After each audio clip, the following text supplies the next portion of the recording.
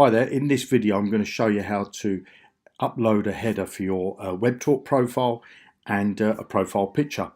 So when you're logged into Webtalk, if you come up to the top of the screen next to the name Webtalk, there's a little arrow. From that drop down arrow, go to view profile. Once you're on this screen, as you can see, I've already got a banner and I've already got a profile picture. So all you need to do is to click on edit, and you'll get this little pop-up and you'll be able to add the image at the back here. So if you just click on new image, that will ask you to select an image from your computer, and obviously you just click that, choose the image that you want. Once you've done that, you click submit, and that will upload the header to the top of your profile there.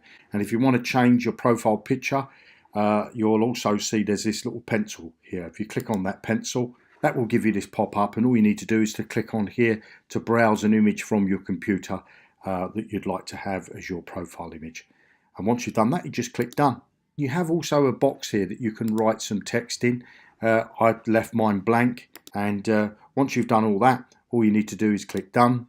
And as you can see, I've got my header there and my profile picture. Hope that helps. My name's Jeremy.